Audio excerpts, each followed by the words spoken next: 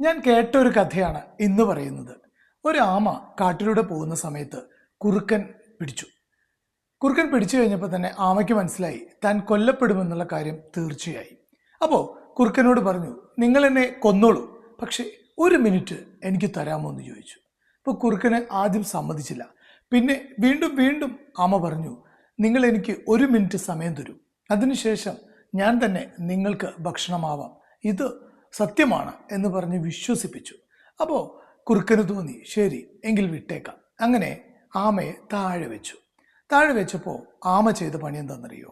ആ സ്ഥലത്ത് ആകെ കിടന്നു ഉരുണ്ടു, ആകെ കുത്തിമറിഞ്ഞ് അവിടെ ഒരു യുദ്ധസമാനമായ ഒരു അന്തരീക്ഷം അവിടെ ഇലകളും ചുള്ളിക്കമ്പുകളൊക്കെ ഇളക്കി ഉണ്ടാക്കി. അതിനുശേഷം കുറുക്കനോട് പറഞ്ഞു, ഇനി എന്നെ തിന്നോളൂ എന്ന് പറഞ്ഞു. അപ്പോൾ കുറുക്കന് ഒന്നും മനസ്സിലായില്ല.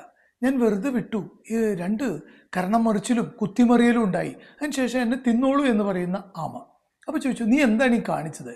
അപ്പോൾ പറഞ്ഞു, എൻ്റെ പിന്നിൽ കുറച്ച് ആമകളുണ്ട്, അവർ വരുമ്പോൾ എൻ്റെ അവശിഷ്ടങ്ങൾ ഇവിടെ കാണും, അപ്പോൾ മനസ്സിലാവും ഞങ്ങളുടെ നേതാവായിരുന്ന ആമ കുറുക്കന് ഭക്ഷണമായി എന്ന്. പക്ഷെ അപ്പോൾ അവർക്ക് മനസ്സിലാവും, ഒരു യുദ്ധം പോലും അല്ലെങ്കിൽ ഒരു എതിർപ്പ് പോലും ഇല്ലാതെ കീഴടങ്ങിയവനാണ് ഞങ്ങളുടെ നേതാവ് എന്ന് അവർക്ക് അങ്ങനെ തോന്നും.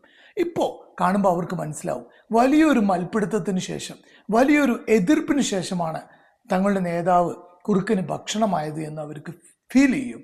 അപ്പോൾ അത് അവർക്ക് നടന്നു പോകുമ്പോൾ അവർക്കൊരു ഊർജം കിട്ടും. അതിനു വേണ്ടിയാണ് ഞാൻ അങ്ങനെ ചെയ്തത്.